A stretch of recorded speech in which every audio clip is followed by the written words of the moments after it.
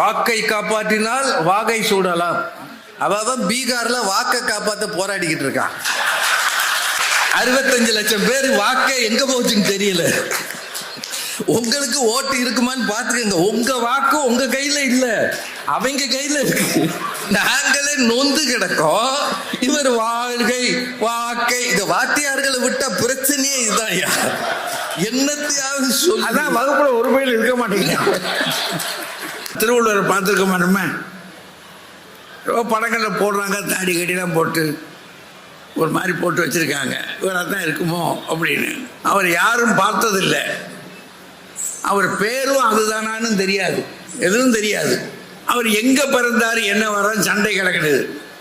தமிழ்நாடு மதுரையில் பிறந்தாருன்னு ஒரு சண்டை, ஒரு கோஷ்டி. சென்னையில் தான் பிறந்திருந்தார்னு ஒரு கோஷ்டி. இப்போ ரொம்ப சான்றுபூர்வமாக நாகர்கோவில் பகுதியில் பிறந்திருக்கிறார் ரொம்ப சான்றாக சொல்கிறாங்க. ஆக இப்படி இன்னும் முடிவுக்கு வர முடியும். நம்ம ஆக ஒருத்தர் இருந்திருக்கிறார் திருவள்ளுவர். அவருக்கு கல்யாணம் ஆச்சா, பிள்ளை குட்டி இருந்துச்சா, கல்யாணம் ஆகாமல் அந்த காமத்து பால் பாடியிருக்க முடியாது. அது அவர் பாடியிருக்கிற அந்த சுவையை பார்க்கிற போதே நமக்கு அத்தனை பெருமையா இருக்கு. அப்பா என்னமா சுவைச்சிருக்கான் வாழ்க்கைய. அறக்கட்டளையில இருந்து இப்ப 15வது ஆண்டு விழா கொண்டாடுறாங்க. அந்த ஆண்டு விழாவில் பேசியவர்கள் சொல்கிறார்கள், இந்த 15 ஆண்டுகளில் 51 மருத்துவர்களை இந்த அறக்கட்டளை மூலம் உருவாக்கி இருக்கிறது என்று சொல்றாங்கன்னா, அதுல நல்ல படிக்கிற பிள்ளைங்க எவ்வளவோ இருக்கலாம். ஆனா வீட்டுல உள்ள குடும்ப சூழல் படிக்க வழி இல்ல. ஆனா ஒரு அறக்கட்டளையில் இருந்து உதவி செய்து நீங்க படிக்க விரும்புற அளவுக்கு படிங்கன்னு படிக்க வைக்கிறார்கள் என்றால் அந்த உதவி அந்த பிள்ளைகளை உருவாக்கி இருக்கிறது. அதுல கல்லுடைக்கிற குடும்பத்திலிருந்து ஒரு டாக்டர் வந்திருக்காரு, கரண்டே இல்லாத வீட்டில இருந்து ஒரு டாக்டர் வந்திருக்காரு. இப்படி மிகவும் பின்தங்கிய குடும்பங்களில் இருந்தெல்லாம் மருத்துவர்கள் உருவாகி இருக்கிறாங்கன்னா பிறருடைய துணைதானே. நம்முடைய குடியரசுத் தலைவர், முன்னாள் குடியரசுத் தலைவர் அப்துல் கலாம் ஐயா அவர்கள்ட்ட பேட்டி கேட்கும் போது சொன்னாங்க, நீங்கள் நம்முடைய குடியரசுத் தலைவராக வந்தது இந்த நாட்டுக்கு பெரும் பேரு என்று சொன்ன போது கலாம் ஐயா சொன்னார்கள், என்னை இந்த நேரத்தில் இந்த அளவுக்கு உருவாக்கிய ஆசிரியர்களை நான் நினைத்து பார்க்கிறேன் என்று அவர் சொல்கிறார் என்றால் அங்கதாங்க பிறர் கையில நம்ம ஆகிருக்குன்னு. நான் ஒண்ணு கேட்கிறேன்.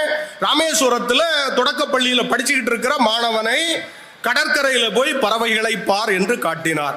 ஒரே ஒரு கேள்விதான், நிறைந்த மன்றம், கல்வி கற்றவருடைய மன்றம். அப்துல் கலாமுக்கு மட்டும்தான் பறவைகளை காட்டினாரா, அந்த வகுப்புல உள்ள எல்லா மாணவர்களுக்கும் காட்டினாரா? ஒரு கேள்வி. அப்படியே இருக்கலாம். பெரியவர்களே, இன்றைக்கு இந்த ஞாயிற்றுக்கிழமை நேரம் எல்லாம் பார்த்தா கடைகளில் பார்த்தா பெருங்கூட்டமா இருக்கு. வீட்டில் என்ன உட்காந்துருப்பானே. சரி, சினிமாவுக்கு போனாலும் ஒரு 2000-3000 ரூபா ஆகுது இப்பெல்லாம். எதையும் நம்ம இங்கேருந்து வீட்டில் இருந்து கொண்டு போக முடியாது, அங்கே தான் வாங்கி சாப்பிடணும். அங்கே வாங்கி சாப்பிட்றதுன்றது அளவும் குறைச்சலாக இருக்கணும், ருசியும் குறைச்சலாக இருக்கும், காசு கணக்காக இருக்கும். அதாவது தியேட்டருக்குள்ள நம்ம வாழ்க்கை நம்ம கையில் இல்லை. தியேட்டருக்குள்ள நம்ம வாழ்க்கை நம்ம கையில் இல்லை. கொஞ்சம் மீறினா அப்படின்னா அங்கே ஒரு காவல்துறை இருக்கு, அது தூக்கிட்டு போயிடுவான். ஆமாம், பைய கெடு, பைய பார்க்கணும் அப்படின்னு. இப்போ அப்படி ஒரு நெருக்கடி இருக்கு. இது எதுக்குடா போய் அங்கங்கே போவோம் அப்படின்ட்டு இந்த புத்தக திருவிழாவில் வந்தோம், பார்த்தோம், ஏதாவது புத்தகங்களை வாங்கினோம். அறிவை விரிவு செய், அகண்டமாக்கு, விசால பார்வையால் விழுங்கு மக்களைன்னு பாரதிதாசன் பாடுவார். அறிவை விரிவு செய்யணும். அந்த விரிவு செய்வதற்காக, ஏன்னா கிணத்து தவளையாக நம்ம இருந்துடக்கூடாது. அந்த காலத்தில் திருநாவுக்கரசர் ஒரு செய்தி சொல்லுவார். கிணத்து தவளை குளத்து தவளை கிட்ட வந்துருச்சான். குளத்து தவளை சொல்லிச்சான், இது ரொம்ப பெருசுப்பா, இந்த கிணறு ரொம்ப பெருசு, இது குளம் ரொம்ப பெருசு, நீ வந்து மாட்டிக்கிட்டேன்னு. என்ன பரிசு என்ன பரிசு அப்படின்னு அந்த கிணத்துக்குள்ள இந்த பக்கத்துலேருந்து அந்த பக்கம் தாங்குமா. இதை விட பெருசா என்னவா? ஏன் அது பெருசுப்பா அப்படிச்சான். எவ்வளோ பெருசு? மறுபடியும் அங்கேருந்து இங்கே தப்பிச்சான். இதை விட பெருசாக இருக்குமா அப்படின்னு. அப்படின்னா என்ன அர்த்தம்? நாம் எங்கே இருக்கிறோமோ அங்கே என்ன இருக்கிறதோ அவ்வளவுதான் நமக்கு தெரியும். நாம் அறிந்தது அவ்வளவுதான். அறியாதது நிறைய இருக்கு. அந்த அறியாத உலகத்தை பற்றி அறிந்து கொள்வதற்காக நாம் இங்கே வந்திருக்கிறோம். இந்த நூலகங்கள் இருக்கு பாருங்க, இங்கே நூல் விற்பனை நிலையங்கள். அங்கே வந்தால் யார் யாரோ வந்து நிற்கிறாங்க. திருவள்ளுவரோட நம்ம திருவள்ளுவரை பார்த்துருக்க மாட்டோமே. ரொம்ப படங்களில் போடுறாங்க, தாடி கட்டிலாம் போட்டு ஒரு மாதிரி போட்டு வச்சுருக்காங்க. இவராக தான் இருக்குமோ அப்படின்னு. அது சும்மா ஒரு அவர் யாரும் பார்த்ததில்லை. அவர் பேரும் அதுதானான்னு தெரியாது, எதுவும் தெரியாது. அவர் எங்கே பிறந்தார் என்ன வர சண்டை கிடக்குது. தமிழ்நாடு மதுரையில் பிறந்தாருன்னு ஒரு சண்டை, ஒரு கோஷ்டி. சென்னையில் தான் பிறந்திருந்தார்னு ஒரு கோஷ்டி. இப்போ ரொம்ப சான்றுபூர்வமாக நாகர்கோவில் பகுதியில் பிறந்திருக்கிறாருன்னு ரொம்ப சான்றாக சொல்கிறாங்க. அதுக்கு சில உதாரணங்கள்லாம் காட்டுறாங்க, திருக்குறள்ல இருந்தே காட்டுறாங்க. ஆக இப்படி இன்னும் முடிவுக்கு வர முடியும். நம்ம ஆக ஒருத்தர் இருந்திருக்கிறார் திருவள்ளுவர். அவருக்கு கல்யாணம் ஆச்சா, பிள்ளை குட்டி இருந்துச்சா, கல்யாணம் ஆகாம அந்த காமத்து பால் பாடி இருக்க முடியாது. அது மாதிரி பாடி இருக்கிற அந்த சுவையை பார்க்கிற போதே நமக்கு அத்தனை பெருமையாக இருக்கு. கிடையாப்பா என்னமா சுவைச்சிருக்கான் வாழ்க்கையை. நம்ம பாட்டம் இல்லை, நம்ம பாட்டன் வாழ்க்கையை எப்படி சுவைச்சிருக்கிறார். இதுதான் வாழ்க்கை. அந்த பாட்டி ரொம்ப கொடுத்து வச்சவப்பா. அப்படி பிள்ளைகளை பெற்றிருப்பாரா? இருந்திருக்கும். அதுக்கும் பாட்டு இருக்கு. பிள்ளை இருந்திருக்க கூடும். அவரை நம்ம ஊர்க்காரன் மதிச்சிருப்பானா? எப்படி மதிப்பான்? அதனால அவர் திட்டு செவியின் சுவையுணரா வாயுணர்வு மக்கள் அவையினும் வாடினும் என். அடே நான் நல்லதுதான்டா சொல்றேன். 4 வார்த்தை கேட்டு பிழைக்கணும்னு செய்யாம அவன் மாட்டுக்கு போய்கிட்டு இருக்கானே, அவன்லாம் இருந்தா என்ன செத்தான் என்னடா அப்படின்னு கோவப்படுறாரு. அப்படின்னா அவர் பேச்சு யாரு நம்ம பேச்சு கேட்குறானா? நமக்கு வயசாயிருச்சு. எங்கள் வீட்டில் என்ன சொல்றாரு தாத்தா, அவருக்கு ஒன்றும் விளங்காது. எனக்கு சொல்லுவார், அவர் சொல்லி நம்ம கேட்கணுமாக்கும் சொல்றாங்கல்ல. அப்படித்தான் அவரையும் நினைச்சிருப்பாங்க. அப்படி இது எல்லாம் தெரிஞ்சுக்கிறதுக்கு எதை வச்சு தெரிஞ்சுக்கிறது? இந்த புத்தகத்தில் தான் பார்க்க முடியும். அவர் உலாவுறாரு. திருவள்ளுவர் மட்டும் உலாவுறாரு. சாக்ரட்டிஸ் இருக்காரு, அவன் பெரிய ஞானி. அவனுடைய காலமே வித்தியாசமான காலம். இந்த பக்கம் ராமகிருஷ்ண பரமஹம்சர் இருக்காரு, விவேகானந்தன் இருக்கார். இந்த சாதாரண நாட்கள் அவங்கள உலகத்தை கலக்கியவர்கள். இதுகளெல்லாம் கண்டுபிடிக்கணும் அப்படின்னா இங்கே வந்து நாமளும் படிக்கணும், பிள்ளைகளுக்கு வாங்கி கொடுத்துட்டு படிங்கடா அப்படின்னு சொல்லணும். அதுக்காக இவ்வளவு பேர் இந்த நாளில் வந்திருக்கிறீங்க அப்படின்றதும் அங்கங்கே நின்று அதுவும் பாருங்கள் கையை கட்டி கேட்குறாங்க. நம்ம பிள்ளைங்க நிற்கிற கோலத்தை பாருங்க, எவ்வளோ மகிழ்ச்சியாக இருக்குது. ஆக இப்படி ஒரு சூழலில் நாம் இன்றைக்கு இந்த அறிவு திருவிழா, இது வந்து புத்தக திருவிழா மட்டுமல்ல, அறிவு திருவிழா. அறிவு திருவிழாவை ஊரெங்கும் நடத்துவதற்கு நமக்கு கிடைத்த இந்த வாய்ப்பில் நடத்துகின்ற அரசாங்கத்தை வாழ்த்தி முதல்ல அது செஞ்சுக்கிடணும்ல, வாழ்த்தி இது இன்னும் தொடரணும் என்று வேண்டிக் கொண்டு இப்போ நமக்கு இந்த தலைப்புக்குள்ள வர்றோம். அதாவது இன்றைய சூழ்நிலையில், இன்னைக்கு இருக்கிற சூழ்நிலையில் நம்ம வாழ்க்கை யார் கையில்? சிலர் சொல்கிறாங்க, என்னங்க இது நம்ம வாழ்க்கைன்னு சொல்லிட்டீங்க, அப்புறம் அப்படி எப்படி யார் கையில் இருக்க முடியும்? நம்ம கையில் தான் இருக்கோம், நம்ம கையில் தான் அப்படி ஒரு சிலர் இல்லைங்க அப்படி தெரியல, அது பிறர் கையில் அப்படின்னு சொல்கிறாங்க. அதுக்கு தான் ஐயா அவங்க ஏற்கனவே ஒரு கலக்கி விட்டுருக்காங்க. எனக்கு இதை பற்றி உடனே ஒன்றும் சொல்ல முடியாது இல்லைங்களா. எங்கள் ஆசிரியர் இங்கே இந்த பள்ளிக்கூடத்தில் நான் படித்தேன். இந்த ஏசி ஹை ஸ்கூல்னு இங்கே இருக்கு பார்த்தீங்களா, இங்கே தான் நான் வந்து இதுதான் என்னுடைய தவச்சாலை. இங்கே 6ஆம் வகுப்புலேருந்து 11ஆம் வகுப்பு வரைக்கும், 10ஆம் வகுப்பு 11ஆம் வகுப்புன்னு அந்த காலத்தில் சொல்லுவோம், 11ஆம் வகுப்பு வரைக்கும் இங்கே தான் படித்தோம். அப்போ எங்களுக்கு ஒரு ஆசிரியர் இருந்தார், தமிழ் ஆசிரியர். அந்த தமிழ் ஆசிரியருக்கு அல்வா அப்படின்னா அல்வா அப்படின்னும், பள்ளம் அப்படின்னா பள்ளம் அப்படின்னு, பழம் அப்படின்னா பழம் அப்படின்னு சொல்லணும். இந்த லகர லகர அழகர பேதங்களை ஒழுங்காக சொல்லணும். சொல்லலைன்னா அவர் அடிக்கிற அடி இருக்கு பாருங்க. நான் நேர கும்பிடுறேன் அந்த ஆசிரியரை, அவரை வணங்குறேன். ஏன்னா நான் நல்லா இருக்கணுன்றதுக்காக என்னை அடிக்கிறார் பாருங்க. அடிச்சு எனக்கு சொல்லிக் கொடுத்தாரு பார்த்தீங்களா.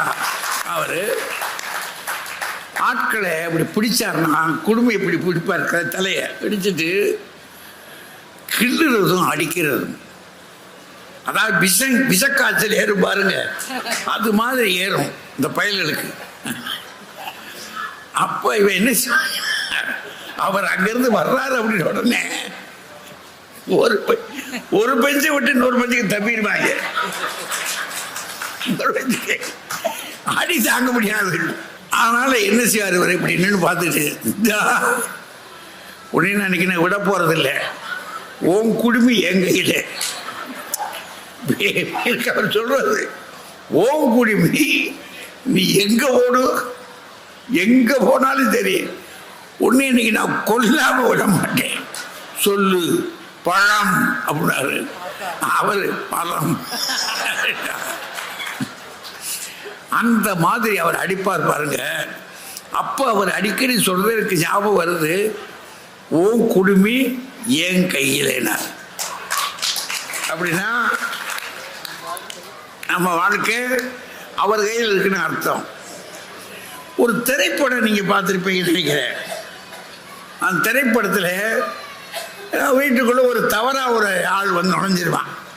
அது நம்ம கவுண்டர் பண்ணி தான் நுழைச்சிட்டு வீட்டுக்காரர் வந்துடுறாங்க நேரம்.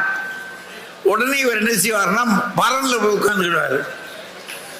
அப்போ அந்த வீட்டுக்காரம்மா இவரை எப்படியாவது போக வைக்கணுமே அப்படின்றதுக்காக, இந்த பாட்டுக்கு நீங்கள் பாட்டுக்கு இருக்கீங்க, அதை செய்யணும் இதை செய்யணுன்றீங்க, இந்த கடங்காரன் வந்துட்டான், அரிசிக்காரர் வந்துட்டாரு, அவருக்கு நான் என்ன பதில் சொல்கிறதுன்றது அப்படின்னும் போது அவர் சொல்லுவார், என்னடா செய்கிறது, எல்லாம் மேலே இருக்கேன் பார்த்துக்குவாண்டா அப்படின்னா. இது திருப்பி சொல்லுவார், எல்லாம் மேலே இருக்கேன் பார்த்துக்குவாண்டான்னு. அப்படின்னா சில ஆட்களையும் சொல்றது, இந்த வட்டிக்கு வாங்குற ஆள், வட்டிக்கு கொடுக்குறாங்க பாருங்க, அவங்ககிட்ட போய் அவன் பணத்துக்கு ரொம்ப பவனமாக இருப்பான். அவன் சொல்லுவான், நம்மளால என்னங்க ஆக போகுது, எல்லாம் அவன் கையில் இருக்கு, எல்லாம் அவன் கையில் இருக்கு அப்படின்னு சொல்றாங்க பார்த்தீங்களா. அப்போ எல்லாமே இன்னொருத்தர் கையில் இருக்குன்னு சொல்றோம் ஒரு புறம். ஆனால் என் பணம் என் கையில் இருக்கு, கொடுக்க முடியுமா, யார் கையில் கொடுக்க முடியுமா, பணத்தை கொடுப்போமா. அதனால நமக்கு ஒரு குழப்பம் வந்துடுது, சின்னடா செய்யுது. அது இதில் என்ன செஞ்சிருக்காரு, தலைப்பை கொடுத்தது யாருன்றீங்க, இவர் தான், ராஜா தான்.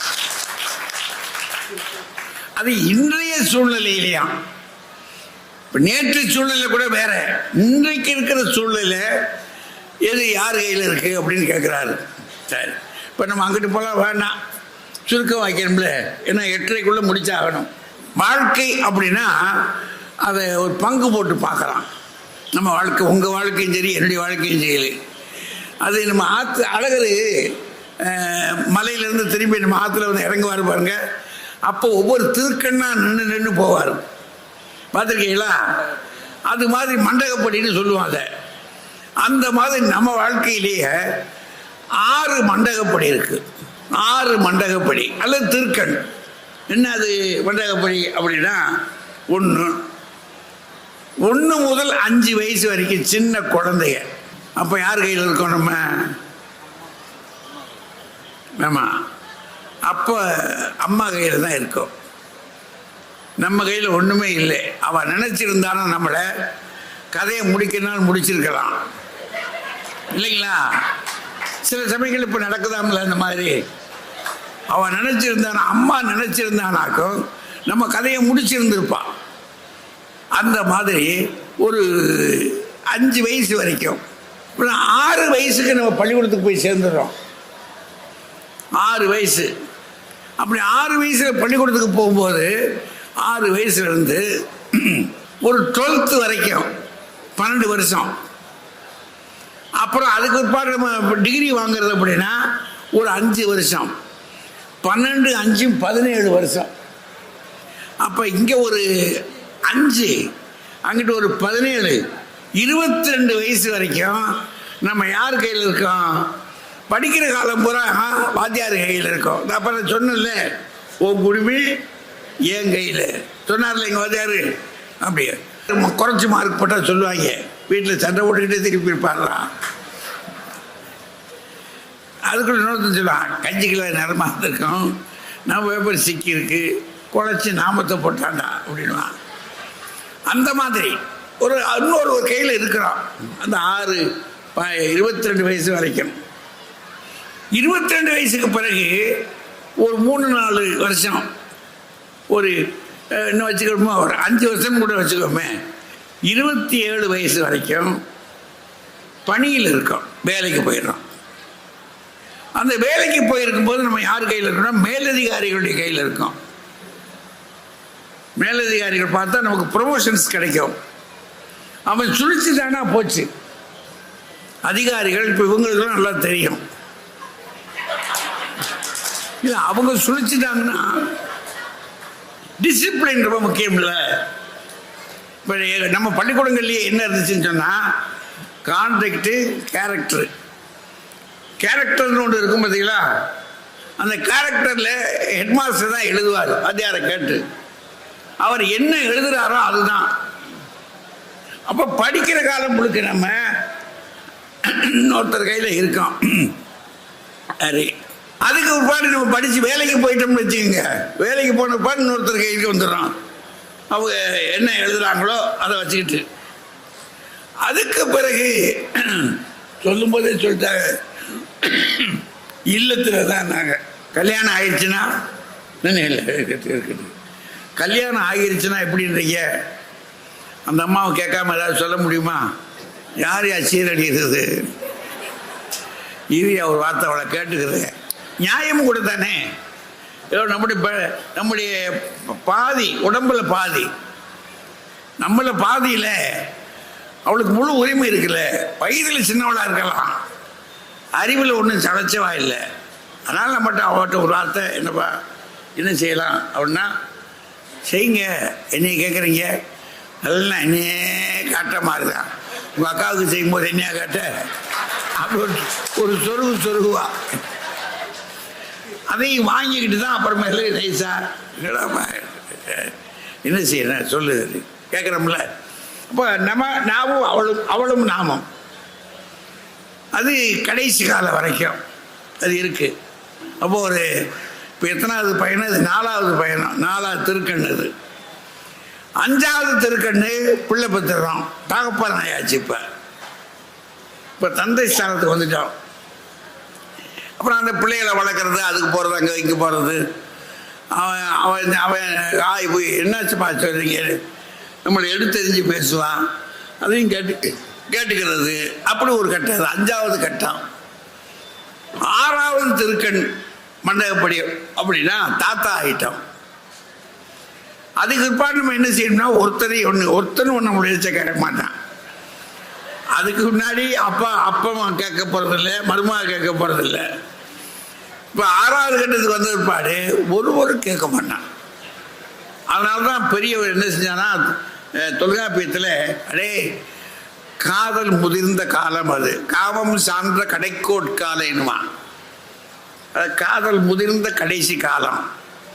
நீ பேசாம உன் பொறுப்புகளை எல்லாம் ஒப்படைச்சிட்டு நிம்மதியா பேசாம உன் கடவுள் என்ன நம்புறையோ நம்புனா கடவுளை கும்பிடு, நம்பலையா பேசாம இது என் தலையெழுத்து அப்படின்னு பேச நிம்மதியாக இருக்கு அப்படின்னு பெரியவர் சொல்லுவாங்க.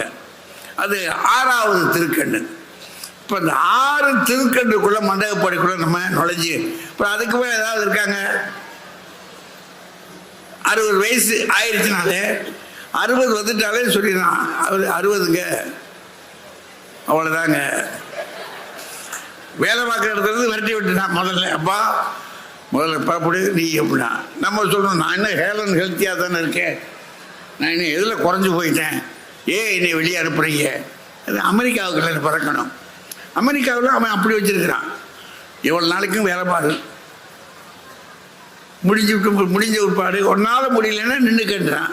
இப்போ நமக்கு அப்படி கிடையாது. நமக்கு எப்படா 60 ஆகும்னு அடுத்த சீட்டுக்காரன் காத்திருப்பான். நமக்கு பின்னாடி இருக்கிற சீட்டு இருக்கானே அவன் நம்ம சீட்டில் உட்கார்றதுக்கு அங்கே இருந்துக்கிட்டு எழுதிய போடுவான். அவருக்கு வயது போன வருஷமே ஆகிவிட்டு இன்னும் ஏமாற்றி கொண்டே அலைகிறான். பெரிய தலைவலி அது. அதனால 60 வயசு ஆன உடனே கிளம்பி ஆகணும். அப்போ இவ்வளோதான் நம்முடைய நடமாட்டங்கள்லாம். அதனால் இந்த காலங்களில் நம்முடைய வாழ்க்கை இன்றைய சூழ்நிலையில் யார் கையில் இருக்கு? இந்த பக்கத்தில் நம்ம கையில் தான் இருக்குன்னு ரெண்டு பேர். அவர் டாக்டர் அன்புநாதன் பேர் என்னுடைய மாணாக்கர் தான். என் வாழ்க்கை அநேக நேரங்களில் அவர் கையில் தான் இருக்கு. அடிக்கடி போய் கையை காட்டி அவர் பல்ஸை பார்த்து சொல்லிடுவார். அப்படி எல்லாம் ஒரு பார்த்துட்டு கவலை இல்லை பார்த்துங்க, நிதானமாக சாப்பிடுங்க அப்படின்னு ஒரு ஆலோசனை சொல்லுவார். நல்ல மருத்துவர், ஹோமியோபதி. அவர் பக்கத்தில் இருக்காங்க அவர் ராஜ்குமார். அவர் ஆசிரியர், ராஜபாளையத்தில் இருக்கார், நல்லா பேசுவார் அவர். இந்த 2 பேர் என்ன சொல்கிறாங்க, நம்ம வாழ்க்கை நம்ம கையில் தான் இருக்கு.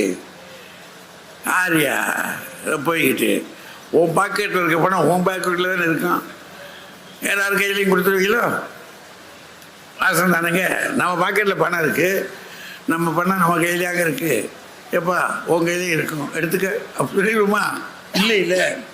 அதனால் அவர் நம்ம ஆளுக்கு நம்ம கையில் தான் இருக்குன்றாங்க. இந்த பக்கத்தில் நம்ம முனைவர் ரேவதி அம்மா, அவங்க இங்கே சிறந்தமிழ் கல்லூரியில் இருக்காங்க. அவங்க சொல்கிறாங்க, இல்லைங்க நான் வகுப்பு விட்டு வெளியேறது என் பையங்க கையில் இருக்குன்றாங்க. என்னமோ சொல்கிறீங்க, வகுப்புக்குள்ளே போகிறது வரைக்கும் தாங்க நான், வகுப்பை முடித்து வெளியே வர்றதற்கு அவன் போடுற பிச்சை போ இன்னைக்கு பிழைச்சி போ அப்படின்னு அந்த மாதிரி இருக்கு நிலைமை. அதனால பிறர் கையில் தாங்க இருக்கு அப்படின்னு அவங்க சொல்றாங்க. அவர் ராஜா அவரு தெளிவாக சொல்றாரு, ஆமாங்க பிறர் கை தான், சும்மா அதை சும்மா நம்ம நினச்சிக்கிட்டு இருக்கோம், நம்ம கையில் ஒன்றும் இல்லைங்க, ஒன்றும் இல்லை. சந்தோஷமாக இருக்கிறான் கல்யாணத்தை கட்டினான், சந்தோஷமாக இருக்கிறான் தான் கட்டினான், நித்தம் பிடுங்குது. மகிழ்ச்சியாக இருக்கலாம்னு தான் பிள்ளைய பெற்றான். அவனா எப்போ இடம் காலியாகும்னு இருக்கான், கிழவை எப்போ போவ திண்ணை எப்போ வெளிசாகும் நினைக்கிறான். ஒவ்வொருத்தரும் பார்க்குற போது அப்படி தான் இருக்குது. நம்ம வாங்குறோம், நம்மளை கொஞ்ச நேரம் பார்த்துட்டு நல்லபடியாக இருங்கன்றான். நம்ம இப்போ கையில் காசு இல்லைடா இப்போ கொடுக்க முடியலடா அப்படின்னா நீ எல்லாம் ஏன் உசுரை வச்சுக்கிட்டு இருக்கேன்றான். அதுக்கு நமக்கு அறிவுரை சொல்கிறான். காலம் வந்துருச்சு, இனி நம்ம போய் நீட்டிக்க வேண்டியது அவசியம் இல்லை. அதனால் நம்முடைய இன்றைய சூழ்நிலையில் நம் வாழ்க்கை நம் கையில் தான். அந்த பக்கத்தில் 2 பேச்சாளர்கள் உட்காந்துருக்காங்க. அவங்க ஜெயிக்க போறதே அவங்க கையில இல்ல எங்க கையில தான் இருக்குன்னு சொல்லி பேசுறதுக்கு உட்காந்துருக்காங்க. அருமை அருமை. அவங்க அணி ஜெயிக்கணும்னா நாங்க தான் காரணம் அப்படின்ற மாதிரி உட்காந்து நீங்க உளரணும். உட்காந்துருக்காங்க அவங்க. ராஜா அண்ணன், அப்புறம் ரேவதி மேடம், டீயா? எனக்கு உறுதுணையாக இருக்கிற ராஜசேகர், ராஜ்குமார் சார், அனைவருக்கும் என்னுடைய டீ சார். வணக்கங்கள். மதுரை வாழ் ரசிகர்கள், ஆ, கல்விக்கும் அறிவுக்கும் பெயர் பெற்ற மதுரை வாழ் மக்களையும் இந்த மாலை நேரத்திலே வணங்கிக் கொள்கின்றேன். ஐயா, வாழ்க்கையில பல சாதனைகளை செய்த ஒரு பெரிய தொழில் அதிபர், பெரிய வெற்றியாளர், அவர்கிட்ட கேட்கிறாங்க, உங்களுடைய வெற்றிக்கெல்லாம் காரணம் என்ன அப்படின்னு. அவர் சொல்றாரு, நான் எடுத்த முடிவுகள் தான் என்னுடைய வாழ்க்கையினுடைய வெற்றிக்கு காரணம் அப்படின்னு சொல்லி சொன்னார். வாழ்க்கையில் ஜெயிக்கிறதுக்கு என்னென்ன செய்யணும் அப்படின்னு சொல்லி பல பேர்கிட்ட கேட்ட பொழுது பல உளவியலாளர்கள், பல பேராசிரியர்கள் சொன்ன பதில், நம் சொந்த அனுபவத்தின் மூலம் பெற்ற ஞானத்தினால் நாம் எடுக்கும் முடிவுகள் தான் நம் வாழ்க்கையை தீர்மானிக்கின்றன அப்படின்னு சொல்லி சொல்றாங்க. சொந்த அனுபவம்னா அது செயல் அனுபவமாக இருக்கலாம், கற்று தெளிந்த அதனால் பெற்ற அனுபவமாக இருக்கலாம். அதை பெற்று அதன் மூலம் எனக்கு கிடைத்த ஞானம், அதன் மூலம் நான் எடுக்கும் முடிவுகள், இதுதான் வாழ்க்கையில வெற்றியை தீர்மானிக்கிறது. நான் மகாபாரதத்தை பார்த்துட்டு இருக்கும்போது அதுல 2 முக்கியமான நபர்கள் நமக்கு எல்லாருக்கும் தெரியும். அண்ணன் தம்பி தான் 2 பேரும். ஒருத்தன் கர்ணன், இன்னொருத்தன் அர்ஜுனன். 2 பேரும் மிகச்சிறந்த வில்லாளிகள். அர்ஜுனன் கிருஷ்ணனை சார்ந்து இருக்கின்றான், எல்லாம் கிருஷ்ணார்ப்பணம் என்றே இருக்கின்றான், மாற்றேன்றான். ஏய், நீ தாண்டா செய்யணும் அப்படின்றான் கிருஷ்ணன். அவனுக்கு உபதேசம் சொல்றான். எல்லாமே கிருஷ்ணனை சார்ந்த வாழ்க்கை அர்ஜுனனுடைய வாழ்க்கை. பிறந்ததிலிருந்தே தூக்கி போடப்பட்டு விட்டான் கர்ணன். அவன் யார் என்று அவனுக்கே தெரியாமல் வளர்கின்றான். எல்லா முடிவுகளையும் அவனே எடுக்கின்றான். கிருஷ்ணனை தேடி ஓடுகின்றான் அர்ஜுனன். அவனுக்கு சாரதி தேவை, பார்த்தனுக்கு சாரதி தேவை. ஆனால் கர்ணனை தேடி கடவுளே வருகின்றார். சொந்த வாழ்க்கையில் ஒவ்வொரு முடிவையும் எடுக்கக்கூடிய கர்ணனை தேடி கிருஷ்ணனே வந்து யாசகம் கேட்கின்றான் கடைசியில். இதன் மூலமாக நான் தெரிந்து கொள்ள, மகாபாரதத்திலிருந்து பல விஷயங்களை நாம் தெரிந்து கொள்ளலாம். நான் தெரிந்து கொள்ளக்கூடிய முக்கியமான விஷயம், கடவுளை தேடி ஓடலாம், ஆனால் நல்ல காரியங்களை நாமே செய்யும் பொழுது கடவுள் நம்மை தேடி வருவார் என்று. நான் என்னுடைய சைக்காலஜி கிளாஸஸ்ல பையங்களெல்லாம் பார்த்துட்டு, பிள்ளைங்களை பார்த்துட்டு சில பேர்கிட்ட சொல்லுவேன், என்னடா உனக்கு நிறைய நல்ல திறமைகள்லாம் இருக்குது, ஏன் நீ இன்னும் சக்ஸஸ்ஃபுல்லாக வரலாமே அப்படின்னு கேட்கும் பொழுது சில பேர் என்ன சொல்லியிருக்காங்க, சார் எங்கள் அப்பா சரியில்லை சார் அப்படிமா. என்னடா உங்கள் அப்பா சரியில்லைன்ற? என் ஃப்ரெண்டு அப்பாலாம் பாருங்க சார், படிச்சுட்டு இருக்கும்போது அங்கங்கே ஆளை பிடிச்சார், அதை செஞ்சார், டக்குன்னு வேலைக்கு சேர்த்து விட்டார். எங்கள் அப்பா சும்மா வேஸ்ட்டு சார். இன்னும் சில பேர், சார் எங்கள் அம்மா சரியில்லை சார், நொய்யின் இந்த நேரம் பார்த்தாலும் டிவியை பார்த்துட்டு உட்காந்துருக்கோம், எதை படிக்க ஒன்றுமே. என் ஃப்ரெண்டு அம்மாலாம் பாருங்க, என்ன படிக்கணும் எங்கே படிக்கணும் அது இதுன்னு சொல்லி அப்படி மேலே ஏற்றி விட்டு, சார் எங்கள் அம்மா வேஸ்ட். இன்னும் சில பேர், என் குடும்பமே வேஸ்ட்டு சார், என் குடும்பமே வேஸ்ட்.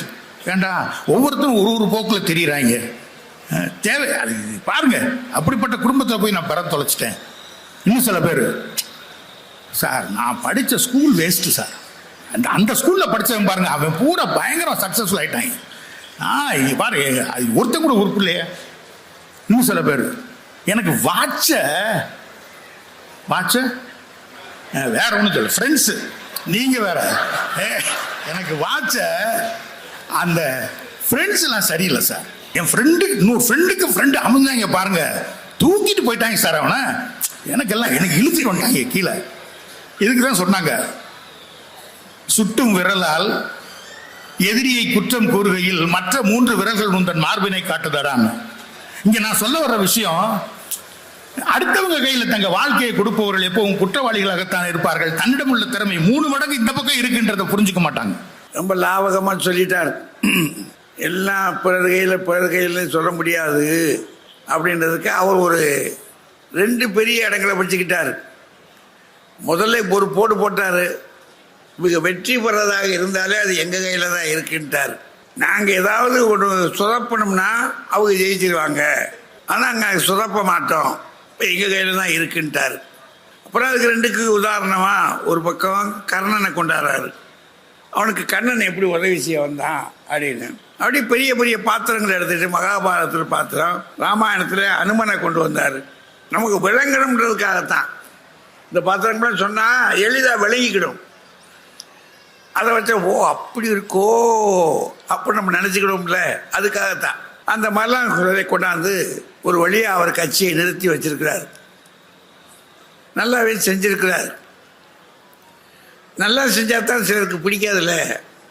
இப்போ அவர் நல்லா பேசிட்டாரு. இப்போ இந்த அம்மா என்ன செய்யலாம், ஐயா நான் கொஞ்சம் விவரம் இல்லாமல் வந்துட்டேன், இவ்வளோ விஷயம் அதில் இருக்குன்றது எனக்கு தெரியாது, அவங்க சொல்லிட்டாங்க போதும் அப்படியே தீர்ப்பு சொல்லுங்க அப்படின்னா நம்ம ஜனகணமன பாடிடலாம். ஆனால் இந்த அம்மா இருக்கிற வேகத்துக்கு அப்படியே இருக்க போது. வாங்க தாயி ரேவதி அம்மா வாங்க. நடுவர் அவர்களே, இன்னைக்கு படித்து இருக்கிற அத்தனை பேருக்கும் அவங்க நினைச்சபடி படிப்பை படிக்க முடிகிறதான்னு கேட்டு பாருங்க. நல்ல படிக்கிற பிள்ளைகள், புத்திசாலியான பிள்ளைங்க, ஆனா குடும்ப சூழல் படிக்க விடாம பண்ணும். அப்போ ஒரு அடுத்தவங்க ஒரு அறக்கட்டளையில இருந்தோ எங்க இருந்தோ ஒரு உதவி செய்து கை தூக்கி விட்ட பிறகு அந்த பிள்ளைங்க அதை சொல்லி காட்டுறாங்க.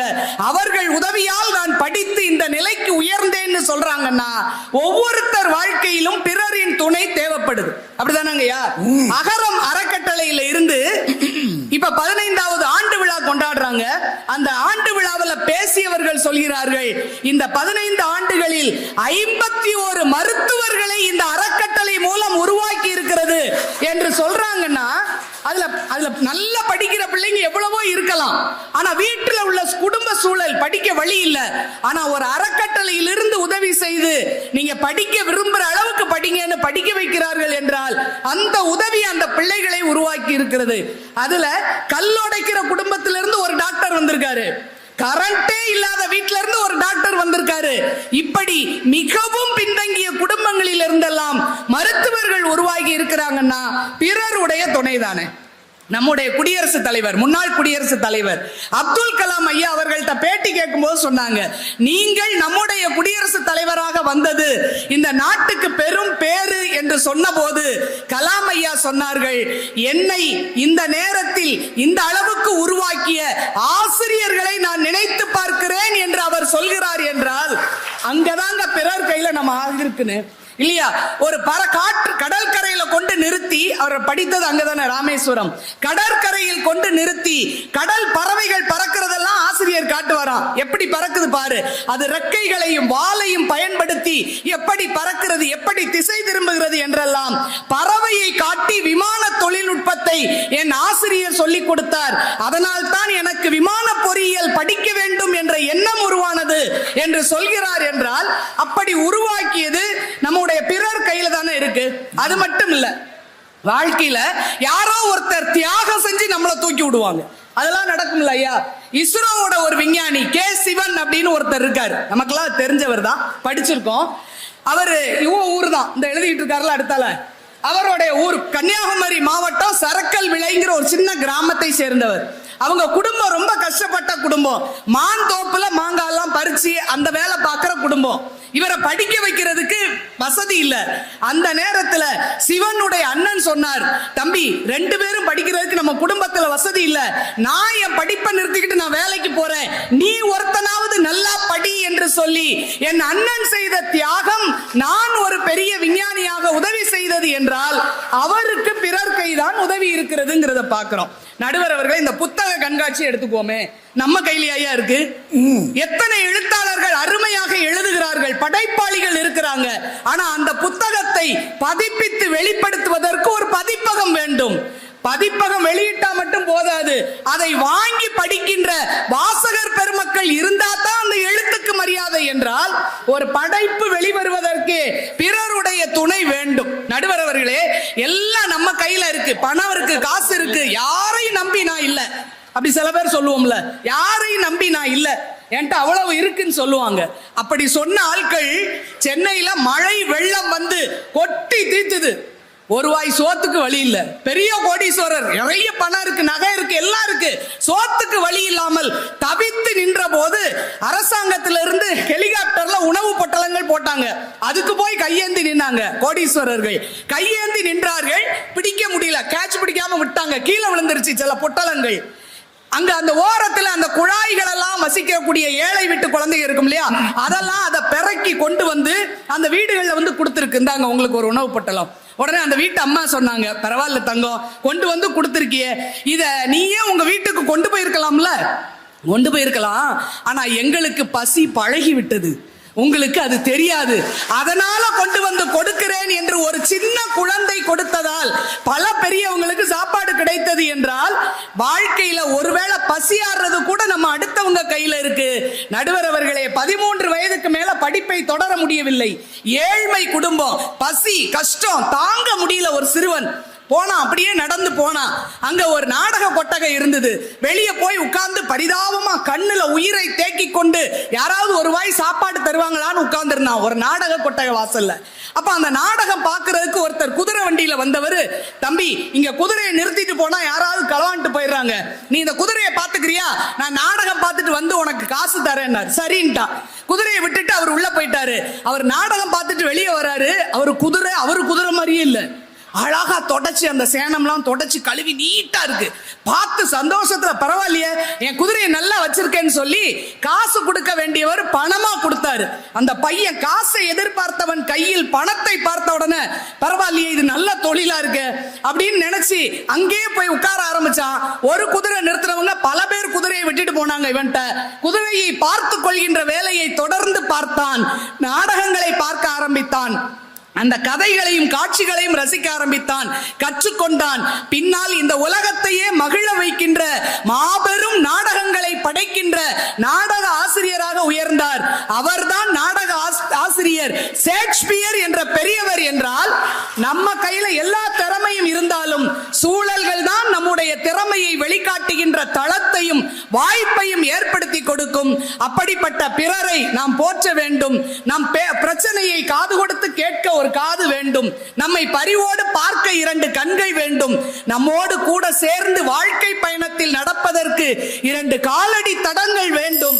இப்படி பிறர் கையில் தான் நம் வாழ்க்கை இருக்கிறது என்று சொல்லி வாய்ப்புக்கு நன்றி பாராட்டி விடைபெறுகிறேன். நன்றி, வணக்கம். தாங்க அதே முடிச்சுட்டாங்க. அனுப்புனாதான் தெரியாதனமா ஆஞ்சநேயரை பிடிச்சாரு. அவருக்கு என்ன திறமை இருக்குன்னு தெரியாத ஆளு, அவர்கிட்ட இருக்கிற திறமையை அறிமுகப்படுத்தினாலே ஜாம்பவான் தான். அதனால தெரிஞ்சு பேசணும். பட்டிமன்றத்தில் வந்து கொஞ்சம் முன்ன பின்ன இடிக்கும். ஒரு கதையை முன்ன பின்ன பார்த்து தான் பேசணும். இவர் என்ன உதாரணம் எடுத்தாரோ அந்த உதாரணத்தை எடுத்து அடிச்சு விட்டாங்க. கடைசியாக ஷேக்ஸ்பியரை கொண்டாந்து நிறுத்தி வச்சிருக்காங்க. ஒரு சான்று பலமாக நிற்குது அவர் கட்சி. பட்டிமன்றத்தில் இதுதான் விசேஷம். ஒருத்தர் சொல்றதை இன்னொருத்தர் மறுப்பார். நம்ம அதில் ஒன்று இப்போ பொறுமையாக கேட்கணும். ஒருத்தர் சொன்ன, ஏன்னா நமக்கு தேவை இவர் ஜெயிக்கிறாரோ அவர் ஜெயிக்கிறாருன்றது விஷயம் இல்லை, நமக்கு அதில் ஞானம் கிடைக்குது, அதுதான் நம்ம முக்கியம். நமக்கு தேவை அறிவு தான். அதை பெறுவதற்கான வாய்ப்பு இது. ரொம்ப அருமையாக 2 கட்சி நின்றுக்கிடுச்சு. இன்னும் கொஞ்சம் ஒரு வார்த்தை கேட்டோம்னா இன்னும் கொஞ்சம் விரிவாக இருக்குமே அப்படின்றதுக்காக இன்னும் ஒருவருக்கு ஒரு சான்ஸ். நடுவர் அவர்களே, எனக்கு முன்னால் பேராசிரியை முனைவர் ரேவதி சுப்புலட்சுமி வந்தாங்க. அவங்க பேசும்போது ஒரு விஷயத்தை என்ன பற்றி சொன்னாங்க. நான் வீட்டில் தனியாக உட்கார்ந்து பேசிக்கிட்டே இருப்பேனா, கத்தி பேசிக்கிட்டே இருப்பேனா, பட்டிமன்றத்தில் பேசுகிற மாதிரியே பேசிக்கிட்டே இருப்பானா, உடனே ஆம்புலன்ஸுக்கு ஃபோன் பண்ணி வண்டி வந்து என்னை இழுத்துட்டு போகுமா? இல்லை, அதாவது அவங்க வீட்டுக்காரர் அதே தொழில தான் இருக்காங்க. நீங்க இது என்ன, அவங்க கூட தான் நான் பட்டிமன்றத்துக்கு பல வருஷமா டிராவல் பண்ணிட்டு இருக்கேன். அடுத்தவங்களை நம்புனா ஆம்புலன்ஸ் வரைக்கும் நம்மளை கொண்டு போயிருவாங்கிறதுக்கு இது ஒரு உதாரணம். இது பதறிட்டேன். என்னமா இந்த அளவுக்கு யோசிக்கிறாங்க பாருங்க. ஒண்ணு தெரியுமா உங்களுக்கு, அடுத்தவர்களை எதிர்பார்த்து வாழ்வது வாழ்க்கை அல்ல. எது வந்தாலும் சமாளிப்பேன் என்று எல்லாவற்றையும் எதிர்கொண்டு வாழ்வதுதான் உண்மையான வாழ்க்கை. அதைத்தான் எங்கள் காவல்துறை அதிகாரி அவர்களும் சொன்னார்கள்.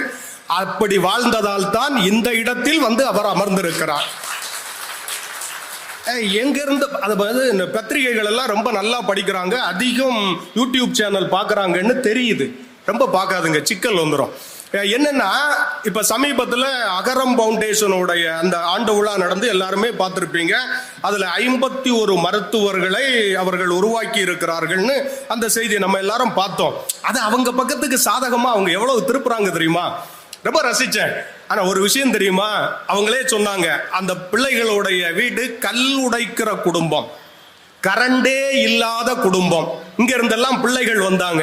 ஆனா அந்த வீட்டு பிள்ளை கல்லை உடைச்சுக்கிட்டே கல்வி பயின்று இருக்கிறான்.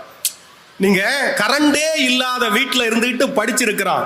பணம் இல்ல, பெற்றோர்களின் உதவி இல்ல, சொந்தக்காரங்களுடைய உதவி இல்லை. ஆனால் ஒன்றே ஒன்று மட்டும் அவர்களிடம் இருந்தது, அதுதான் கல்வி. ஆகவேதான் அகரம் தேடி வந்து உதவி செய்தது. நீங்க எது இருந்தாலும் நம்மால் ஜெயிக்க முடியாது. ஆனால் கல்வி வைத்திருப்பவன் தோற்றதாக வரலாறே இல்லை. அதான் உண்மை. அடுத்தது அப்துல் கலாம். இப்ப எதையாவது சொல்லிட்டு அப்துல் கலாம்னு சொல்லிட்டா போதும்ல, அப்படி ஒரு ஃபேஷன் ஆயிடுச்சு. அப்துல் கலாம் அவர்கள் ஆசிரியரை அவருடைய நன்றி உணர்வு, பள்ளிக்கூட ஆசிரியர்களையும் தேடி போனார், கல்லூரி பேராசிரியர்களையும் தேடி போய் நன்றி செலுத்துறது அது தமிழனுடைய பண்பு. அதை நம்முடைய அப்துல் கலாம் அவர்கள் பின்பற்றினார்கள். நீங்க நான் ஒண்ணு கேட்கிறேன், ராமேஸ்வரத்துல தொடக்க பள்ளியில படிச்சுக்கிட்டு இருக்கிற மாணவனை கடற்கரையில போய் பறவைகளை பார் என்று காட்டினார். ஒரே ஒரு கேள்விதான், நிறைந்த மன்றம், கல்வி கற்றவருடைய மன்றம். அப்துல் கலாமுக்கு மட்டும்தான் பறவைகளை காட்டினாரா, அந்த வகுப்புல உள்ள எல்லா மாணவர்களுக்கும் காட்டினாரா? ஒரு கேள்வி. அப்படியே இருக்கலாம். ஒரு கேள்வி. அப்ப வகுப்புல இருக்கிற இப்ப குறைந்தது அந்த காலத்துல ஒரு 30-40 மாணவர்கள் இருந்திருப்பார்ல, எல்லா மாணவர்களையும் அழைத்து வந்து பறவையை காட்டினார். எல்லோரும் பறவையை பார்த்தார்கள். அப்துல் கலாம் மட்டும்தான் பறப்பதற்காக பறவையை பார்த்தார். அதனால் அவர் கனவில் வெற்றி பெற்றார். அதனால் தான் சொன்னார், கனவு காணுங்கள்னு சொன்னார். தூக்கத்தில் வருவது அல்ல கனவு, உன்னை தூங்க விடாமல் செய்தால் அதுதான் கனவு என்று சொன்னார். அந்த எண்ணம் நமக்கு இருக்கணும். இன்னொன்னு, பட்டிமன்றம் பேசுகிறீர்கள், பார்வையாளர்கள் கைத்தட்டவில்லை என்றால் நீங்கள் என்ன செய்வீர்கள்? ஒரு கேள்வியை கேட்டாங்கல்ல, அந்த அவங்க பக்கத்துக்கு பாயிண்டா எல்லாத்தையும் அள்ளி விடுங்க. நான் ஒண்ணு கேட்கிறேன், இந்த தமிழ் பெரும் கூட்டம் என்பது எங்கள் தமிழறிஞர்களுக்காக வந்திருக்கின்ற கூட்டம், அது தமிழுக்காக வந்திருக்கின்ற கூட்டம். ஐயா, பட்டிமன்றம் 60 ஆண்டுகளை கடந்து வெற்றிகரமாக ஓடிக்கொண்டிருக்கிறது. கணவனா மனைவியாங்கிற தலைப்பு இருக்கு இல்லைங்க, அந்த தலைப்பு இந்த மண்ணில் தோன்றி 50 ஆண்டுகளை நிறைவு செய்திருக்கிறது. பட்டிமன்றத்தை எங்க இருந்த பட்டிமன்றம் தெரியுமா? இலக்கியவாதிகள் கையில் இலக்கியத்தை மட்டுமே பேசிக் கொண்டிருந்த பட்டிமன்றத்தை பாமரர்களின் வாழ்க்கையையும் பேச வைத்தவர் எங்கள் தமிழறிஞர். நடுவர் அவர்களே, எழுத்தாளர்கள் புத்தக கண்காட்சி, எழுத்தாளர்கள் வாசகர்கள் வாங்கவில்லை என்றால் புத்தகங்கள் என்ன செய்யும் சொன்னாங்கல்ல. நான் ஒண்ணு கேட்கிறேன், நிறைய புத்தகங்கள், லட்சக்கணக்கான புத்தகங்கள் இருக்கு, எல்லா புத்தகங்களையுமா வாசகர்கள் வாங்குகிறார்கள்? எந்த எழுத்தாளர் மக்களுக்காக எழுதியிருக்கிறாரோ அந்த எழுத்தாளருடைய புத்தகங்களை போட்டி போட்டு வாங்குவார்கள். இன்றும் புதுமை பித்தன் வாசிக்கப்படுகிறார், வாங்கப்படுகிறார். ஜெயகாந்தன் வாசிக்கப்படுகிறார், வாங்கப்படுகிறார். கல்கியின் பொன்னியின் செல்வன் எத்தனை ஆண்டுகள் கடந்தது, அதுவும் பிரபலமாக நிறைய விற்பனை ஆகிறது. அப்படின்னா என்ன அர்த்தம் தெரியுமா? யார் வர வேண்டும் என்பதை அவருடைய எழுத்து தான் தீர்மானிக்கிறது. அடுத்தது, ஷேக்ஸ்பியரை பற்றி ஒரு விஷயம் சொன்னாங்க பாருங்க, நான் ரொம்ப ஆடி போயிட்டேன். ஷேக்ஸ்பியர், நான் இங்கிலீஷ் லிட்டரேச்சர் படிச்சவன். நிஜமாவே ஷேக்ஸ்பியர், அவங்க அந்த கதையை பாருங்க. குதிரை நாடக கொட்டகைக்கு வெளியில அந்த சிறுவன் நிக்கிறான். ஒருத்தர் குதிரையை கொண்டு வர்றார். குதிரையை பார்த்துக்கப்பான்னு சொன்னார். சொன்னதை தானே அவன் செய்யணும். ஆனா அவன் என்ன செஞ்சான் தெரியுமா? அந்த குதிரையை நல்லா சுத்தம் பண்ணி கழுவி எல்லாத்தையும் பண்ணி அவ்வளவு பளபளப்பா வச்ச உடனே குதிரையை பார்த்துக்க தான் சொன்னார். அவன் என்ன பண்ணான்? குதிரையை பராமரிக்க ஆரம்பித்தான். அப்ப அவனுடைய மதிநுட்பமும் உழைக்கும் திறனையும் அவரை கவர்ந்ததால் காசு கொடுப்பதற்கு பதிலாக நோட்டு கொடுத்தார், பணம் கொடுத்தார். அவன் அதோட நிப்பாட்டல்ல. அவன் என்ன நினைக்கிறான்? புத்திசாலித்தனமா யோசிக்கிறான். இந்த நாடக கொட்டகைக்கு குதிரை லாயம் எதுவுமே இல்ல, அதனால நாம் அதை உருவாக்குவோம்னு சொல்லிக்கிட்டு அந்த இடத்துக்கு ஒரு குதிரையை பராமரிக்கக்கூடிய ஒரு ஷெட்டை உருவாக்கினான். அதோட நிக்கல, நாடக கொட்டகைக்குள்ளாலேயே போனான், நாடகத்தை பார்த்தான். ஆனால் பார்த்தது மட்டுமல்ல, நாடகத்தை படைக்கவும் செய்தான். அதுதான் இன்றைக்கும் உலக இலக்கியங்களில் யாரும் தொட முடியாத உச்சம் ஷேக்ஸ்பியரின் நாடகங்கள். அவ்வளவு ஒரு எழுத்துங்கிறது இன்றைக்கும் வாசிக்கப்படுகிறது, சிலாகிச்சு மேடைகளில் நடிக்கப்படுகிறது, திரைப்படமாக எடுக்கப்படுகிறது. ஒரே ஒரு ஜூலியஸ் சீசர்னு ஒரு நாடகம் இருக்குங்க. அந்த ஜூலியஸ் சீசர் சொல்றது மாதிரி ஒரு வாசகம் வரும். என்ன தெரியுமா? ஒருத்தன் வந்து சொல்லுவான், நீ போகாதேன்னு சொல்லுவான். அவன் நான் போவேன், நான் தைரியம் இருக்குல்ல. அப்ப ஒரு வார்த்தை வரும், cowards die many but the valiant never. I am like a northern star அப்படிம்பா. என்ன தெரியுமா? கோழைகள் செத்து செத்து பிழைக்கிறார்கள், நான் வீரன், வீரனுக்கு ஒரு முறைதான் சாவு என்று துணிந்து சென்றவன் இன்றும் வரலாற்றில் வாழ்கிறார். உலகத்தின் மிகச்சிறந்த பேச்சாளர் என்று பாராட்டப்பட்டவர் கிரேக்கத்தினுடைய டமாஸ்தனிஸ் என்பவர். ஆனா அவர் வாழ்க்கையை படிக்கும் போது ஆச்சரியமா இருக்குங்க. ஆரம்பத்தில் அவருக்கு திக்குவாய், சொந்தக்காரங்க எல்லாம் கிண்டல் பண்ணியிருக்கான், உன்னால ஒண்ணும் முடியாது, சொந்தக்காரங்கள்ட்ட பேச முடியல, சொத்தை கூட அபகரிச்சுட்டான். அவர் என்ன பண்ணார் தெரியுமா? திக்குவாய் தானே இது எல்லாத்துக்கும் பிரச்சனைன்ட்டு என்ன பண்ணார்? வீட்டுக்குள்ள போய் கதவை டோரை க்ளோஸ் பண்ணிட்டு வீட்டுக்குள்ள போனா இந்த கூழாங்கற்கள் இருக்குல்ல, அதை வாய்க்குள்ள போட்டுக்கிட்டு வாயை உள்ள போட்டுக்கிட்டு என்ன பண்ணார்? சத்தமா கத்தி பேசினார். புத்தகங்களை படிச்ச கருத்துக்களை எல்லாம் சத்தி பேசினார். அப்புறம் வெளியே வந்தார். கடற்கரையில அலைகள் அடிக்கிற இடத்துல அலைகளின் சத்தத்தை விட தன் சத்தம் உயர்வா இருக்கிறது, கத்தி பேசினார். அது பரவாயில்ல, மலை ஏறிக்கிட்டே கத்தி கத்தி பேசினார். என்ன ஆச்சு தெரியுமா? எந்த திக்குவாய் அவருக்கு சிக்கலை உருவாக்குனதோ அவருடைய உழைப்பாலும் தன்னம்பிக்கையாலும் முயற்சியினாலும் திக்குவாய் மாறி உலகத்தின் தலை சிறந்த பேச்சாளர் என்கின்ற அங்கீகாரத்தை பெற்றார்னு சொன்னா இது சாதாரணமான விஷயம் இல்லைங்க ஐயா. ஒரே ஒரு செய்தியோட நிறைவு பண்றேன் ஐயா. நம்ம என்ன இருக்குன்னு தெரியுமா? நம்ம கொஞ்சம் கொஞ்சமா முன்னேறிக்கிட்டே இருப்போம். ஆனால் முன்னேற்றத்தால் பொறாமைப்பட்டவர்கள் எப்போதும் நம்மை அழிப்பதற்கு தயாராக இருப்பார்கள்ங்க. எங்க ஊர்ல ஒரு தெருவோரத்துல ஒரு தள்ளு வண்டி வச்சு சாதாரணமா சின்ன சின்ன டிஃபன், இட்லி மாதிரி சாயந்தரம் டிஃபன் கொண்டு வந்தோம். கொஞ்சம் கொஞ்சமா வித்து கொஞ்சம் மார்க்கெட் படிச்சு டேஸ்ட் நல்லா இருந்தனால கூட்டம் வந்துருச்சு. அதுல கிடைச்ச காசை வச்சு ஒரு கொஞ்சமா இடம் வாங்கி ஒரு சின்ன ஹோட்டல் ஆரம்பிச்சோம். சின்ன ஹோட்டல் ஆரம்பிச்சு அது பிக்கப் ஆக ஆரம்பிச்சு 10 வகையான தோசை எல்லாம் போட்டார். கூட்டம் வர ஆரம்பிச்ச உடனே ஏற்கனவே ஹோட்டல் நடத்தினவங்க எல்லாம் இவன் மேல பொறாமப்பட்டான்.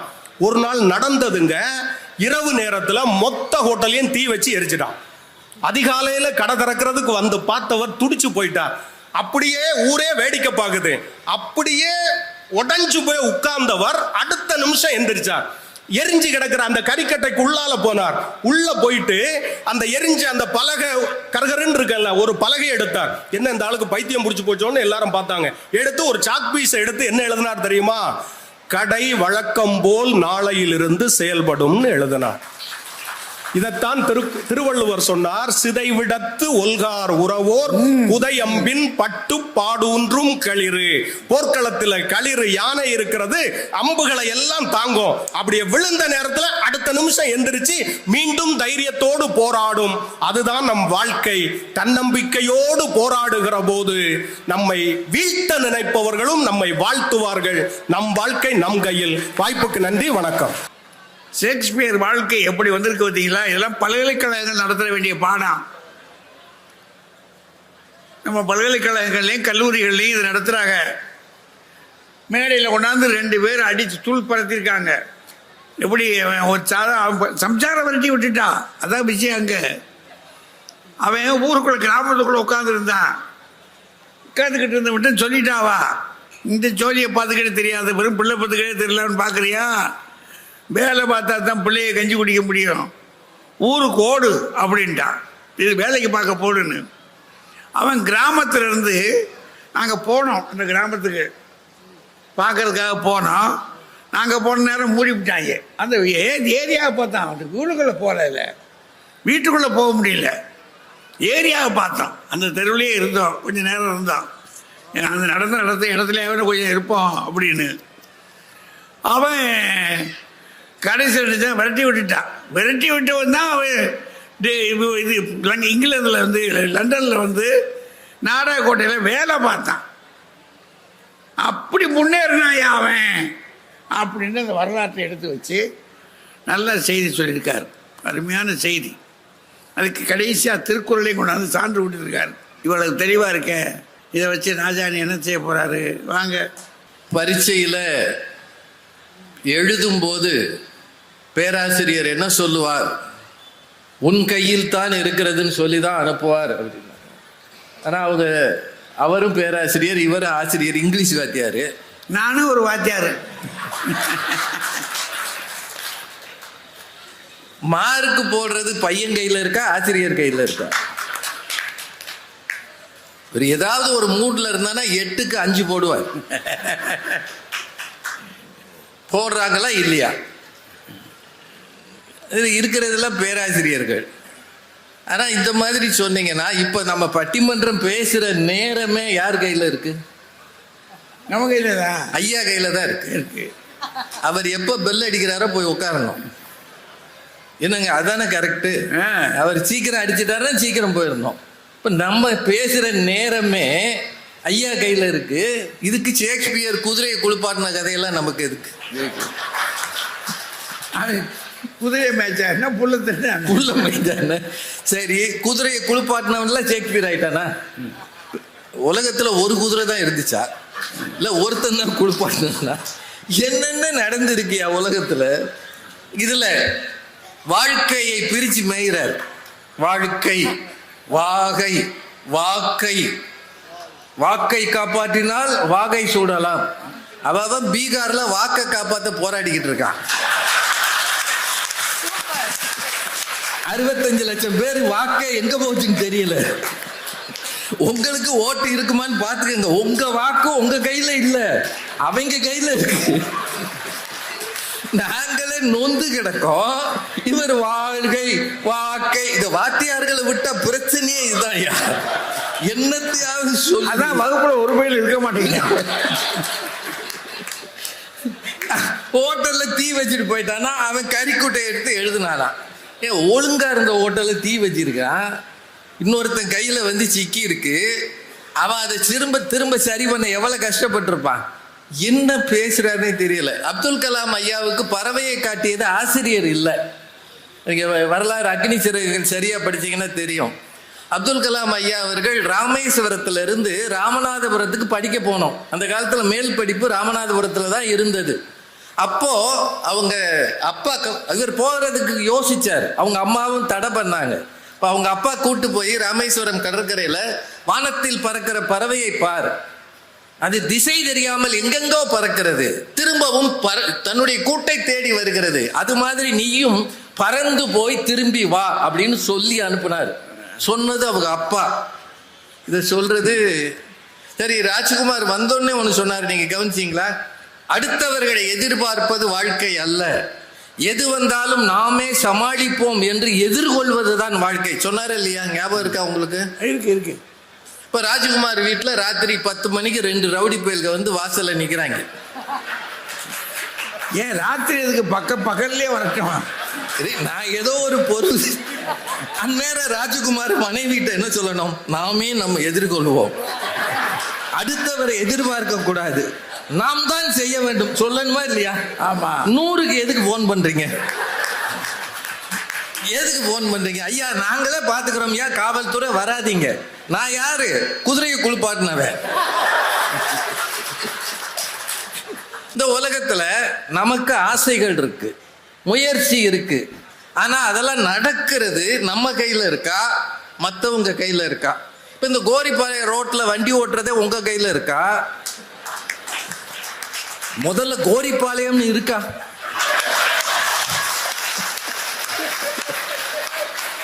அடுத்த வருஷம் அழகர் வந்தார்னா இது வர்ற ரோடே இல்லையா, வேற ரோடுன்னு சொல்ல போறாரு. அவர் வந்த ரோடு இது இல்ல. அமெரிக்கன் காலேஜே காணோம், ஏரியா பூரா நொறுங்கி கிடக்கு. இது நம்ம கையிலயா இருக்கு? இப்ப நாங்களே வண்டி ஓட்டிட்டு போறோம். இப்ப காவல்துறை எது செய்யுது? இனிமே இந்த பக்கம் போகாதே. நம்ம சார் நேத்து வரைக்கும் இதுல வந்தேன் சார், அது நேத்து. இன்னைக்கு இது அடைச்சாச்சு, இந்த பக்கம் போ சொல்றீங்களா இல்லையா? நாங்க ரோட்ல வர்றதே உங்க கையில இருக்கியா? எங்க கையில. அதுல ஐயா அவர்கள் அந்த நம் கையில்ன்றதுக்கு நிறைய பாயிண்ட் சொன்னாரு. அதாவது இந்த அணிக்கு மொத்தம் 3 பேர் பேசியிருக்கிறாங்க, எங்க அணிக்கு 2 பேர் தான். ஒரு சில விஷயங்கள் ஜிஎஸ்டி இப்போ குறைச்சிருக்கிறாங்க 8 வருஷம் கழிச்சு. முன்னாடி 4 ஸ்லாப் இருந்தது, இப்போ 2 ஸ்லாப் ஆயிருச்சு. ஒரு 8 வருஷம் கழிச்சு நாட்டுக்கு ஒரு நல்லது நடந்திருக்கு. இது நம்ம கையில இருக்கா அவங்க கையில இருக்கா? சார், தங்க விலை 10,005 ரூபா 1 கிராம். 1972ல் ஒரு பவுன் 250 ரூபாய்க்கு வித்துருக்கு. 250 ஃபார் 8 கிராம்ஸ். 8 கிராம் 250 ரூபா. இன்னைக்கு 10,005 ரூபா 1 கிராம். இன்னும் 1 வருஷம் போனா போயிடும். வாங்குறவங்கள இப்பயே வாங்கிக்க. இந்த விலையேற்றம் மாற்றம் உங்க கையில இருக்கா யார் கையில இருக்கு? ட்ரம்ப் திடீர்னு 50% வரி கொடுத்தாரு, போட்டாரு. இதனால இந்தியா நெருக்கடியில் இருக்கு. திருப்பூர்ல இருந்து தூத்துக்குடியில இருந்து போனதெல்லாம் கப்பல் பாதியில திரும்பி வருது. இது யார் கையில இருக்கு? தூத்துக்குடியில இருந்து கடல் உணவு நிறைய இந்த ராட்டு மீன் எல்லாம் அனுப்பி விட்டதை பாதியிலேயே திருப்பி விட்டாங்கன்னு சொல்றாங்க. அனுப்பி விட்டவங்கள எக்ஸ்போர்ட்டர்ஸ் வாங்கி என்ன பண்ண போறாங்க? திருப்பூர்ல இருக்கக்கூடிய பல ட்ரெஸ், டிஷர்ட் உற்பத்தி எல்லாம் நிறுத்தி வச்சிருக்கிறாங்க. இப்ப நம்ம ஊர் தொழில் நம்ம கையில இல்ல, அவன் போடுற டாக்ஸ்ல இருக்குன்னா இதுதானே நிலைமை. ட்ரம்ப்புக்கு எந்நேரம் என்ன புத்தி வரும்னு அவருக்கே தெரியாது, யாரை எங்க சேர்ப்பாருன்னு தெரியாது. இவ்வளவு சிக்கல் இருக்கு. இவங்க நம்ம வாழ்க்கை நம் கையில் அப்படின்னு சொல்றாங்க. இன்னொன்னுங்க, நம்ம ஊர்லங்க நிறைய வளர்ந்தவர்களை பற்றியெல்லாம் பேசினாங்க. ஐயாவும் பேசினாரு, நீங்கள் முன்னேறலாம் முன்னேறலாம்னு. சிவாஜி கணேசனை விட ஒரு பெரிய திறமசாலியான நடிகர் இருக்க முடியுமா? நீங்களே சொல்லுங்க. சிவாஜி கணேசன் அவர்கள் வாழ்நாள் முழுக்க ஒரு மனிதனை தேடி தேடி போய் பார்த்து பொங்கல் அன்னைக்கு நமஸ்காரம் பண்ணிட்டு வருவார். இது யாருன்னா பெருமாள் முதலியார்னு ஒருத்தர். சிவாஜி கணேசன் அவர்கள் நாடகங்களில் நடிக்கும்போது ரொம்ப ஒல்லியா இருப்பாராம். பெண் வேஷம் போட்டே நடிச்சிருக்கிறாரு. அவரை கொண்டு வந்து பராசக்தின்ற படத்துல 1950களில் அவரை கொண்டாந்து நடிக்க வைக்கிறாங்க. கொஞ்சம் படமே எடுத்துட்டாங்க, ஒரு 5000 அடி வரைக்கும் எடுத்துட்டு ஏவிஎம் நிறுவனம் போட்டு பார்க்குது. பார்க்கும்போது அவங்களுக்கு பிடிக்கல, இந்த பையன் சரியில்லை, ஒல்லியா இருக்கான், கதாநாயகன் சரியான ஆள் கிடையாதுன்னு வேண்டாம்னு சொல்லிட்டாங்க. ஆனா அந்த பெருமாள் முதலியார்ன்றவர் மட்டும் இல்லை, இவன் தான் இந்த படத்தின் கதாநாயகன் உறுதியா சொல்லியிருக்கிறாரு. சொன்னதும் இல்லாம சிவாஜி கணேசனை கொஞ்ச நாள் வச்சு நல்ல சாப்பாடு கொடுத்து உடம்பு கொஞ்சம் குண்டாக வச்சு ஏற்கனவே எடுத்த காட்சிகளை எல்லாம் திரும்பவும் படமாக்கி பராசக்தியை கொண்டு வந்தார். இந்த படம் வந்ததற்கு காரணம் சிவாஜி கணேசன். வந்த பிறகு பெரிய ஆள் ஆயிட்டாரு. நான் முதல் படத்தின் வாய்ப்பை உறுதியாக தந்தது யார்? பெருமாள் முதலியார். பெருமாள் முதலியார் இல்லை என்றால் சிவாஜி கணேசனே இல்லை என்பதுதான் உண்மை. அப்படின்னா அது யார் கையில் இருந்தது? பெருமாள் முதலியார். நீங்க எல்லாரும் கேட்டு ரசிச்ச பாட்டு ஒண்ணு இருக்கு, அல்லாஹ் அல்லாஹ் நீ இல்லாத இடமே இல்லை, நீதானே உலகின் எல்லைன்னு ஒரு பாட்டு இருக்கு. கேட்டிருக்கீங்களா? இந்த பாட்டை பாடுனது யாரு? MS விஸ்வநாதன். முகமது பின் துக்ளக்னு ஒரு படம். இந்த படத்தை, இந்த பாட்டு டைட்டில் சாங்ல வரும். இந்த படத்துல இந்த பாட்டை பாடுறது MSV தான் பாடணும்னு சோ ராமசாமி விரும்பினார். அவர் தான் இந்த படத்துல நடிச்சாரு, அவர் தான் டைரக்டும் பண்ணாரு, அவர் விரும்பினார். ஆனா MS விஸ்வநாதன் மாட்டேன்ட்டாரு. இது இஸ்லாமிய பாட்டு, எனக்கு இது சரியா பாடலைன்னா பிரச்சனை வந்துடும், நான் மியூசிக் போடுறேன், நீங்க முகமது ரஃபியை கூப்பிட்டு பாட வைங்க, அப்படி அவர் வரலன்னா TMS பாட வைங்க அப்படின்னு ரொம்ப போராடி இருக்கிறாங்க. ஷோவுக்கு இவர் தான் பாடணும்ன்றது விருப்பம். கடைசியில் இவர் சொல்லியிருக்கிறார், சோ ராமசாமி சொல்லியிருக்கிறார், இங்க பாருங்க MSV ஒன்றும் வேண்டாம், 3 பேரை எழுதுவோம், TMS, முகமது ரஃபி, MSV, திருவிழா சீட்டு போடுவோம், நீங்களே எடுங்க, யார் பேர் வருதோ அவர் பாடட்டும். அவர் பாவம் அப்புறாணி மனுஷன், திருவிழா சீட்டு போட்டு 3ஐயும் குலுக்கி MSVயை எடுத்துருக்கிறாரு. எடுத்து பார்த்தா MS விஸ்வநாதன் வந்துருச்சு. பாடுங்கன்ட்டாரு, பாடிட்டாரு. அதுக்கு பிறகு சோ சொன்னாரா, 3 சீட்லையும் உன் பேர் தான் எழுதுனேன், 3லையும் உன் பேர் தான் எழுதுனேன், நீ என்ன பண்ணுவ? ஆனா எம்எஸ்வியின் வாழ்க்கையில் மிக மிக மறக்க முடியாத பாடலாக இன்றைக்கும் அது இருக்கிறது. ஞாபகம் வச்சுக்கோங்க. அதை ஒருவர் நினைத்தால் இது மாதிரி செய்ய முடியும். ஒன்று மட்டும் சொல்லிடுறேன். இன்னைக்கு சந்திர கிரகணம். சந்திர கிரகணம் தானுங்க. இது எதனால வருது? சந்திரனால வருதா? அறிவியல் தெரிஞ்சவங்க சொல்லுங்க. அது பாட்டுக்கு இருக்கு. அது இங்கே இருக்கு. சூரியன் இங்க இருக்கு. அந்த வெளிச்சம் இங்க பட்டு நமக்கு வெளிச்சம் வருது. கிரகணம் எப்படி வருது? இதுக்கு நடுவுல பூமி உள்ள போயிடுது. போகுதா இல்லையா? கிரகணம்ன்றது சந்திரனுக்கும் சூரியனுக்கும் நடுவுல பூமி போறதால் வருவது. பூமி சும்மா இருக்க மாட்டாம நடுவுல போய் நின்று சந்திரனுக்கு வருகிற ஒளியை மறைத்து பூமியில் படுகிற ஒளியை சந்திரன் வாங்குவதால் தான் இன்னைக்கு சிவப்பு நிலா தெரியும்ன்றாங்க. நம்ம ஊர் இருக்கிற நிலைமையில இப்போ ஒரே மேகமா இருக்கு. தெரியுமான்னு தெரியல. தெரிஞ்சா 11 மணிக்கு பாருங்க. அப்படின்னா கிரகணம் வருவதே சந்திரன் கையில் இல்லை, இடையில் இருக்கிற இன்னொரு கோளாகிய பூமியின் கையில் இருக்கிறது என்றால் பூமியில் வாழ்கிற நம் வாழ்க்கை எவர் கையில் இருக்கிறது? யோசிச்சு பாருங்க. நம் வாழ்க்கை நம் கையில் என்று நம்புவோம், ஆனால் உண்மையில் அது பிறர் கையில் தான் இருக்கிறது என்று சொல்லி நல்ல வாய்ப்புக்கு நன்றி கூறி நிறைவு செய்கிறேன். நன்றி. வணக்கம். 2 கட்சியும் ரொம்ப ஆர்வமாக கேட்டிருக்கிறீங்க. நீங்க உற்சாகமாக பார்க்கலாம். ஒரு காரியம் பார்ப்போமே. இந்த 2 பேருடைய பேச்சை கேட்ட பிற்பாடு ரொம்ப குழப்பிலாம் விட்டுருக்காரு. ராஜா வந்து அடிச்சிருக்க வேகம் இருக்கு பாருங்க, பயங்கர குழப்பம். உண்மை தானே அது?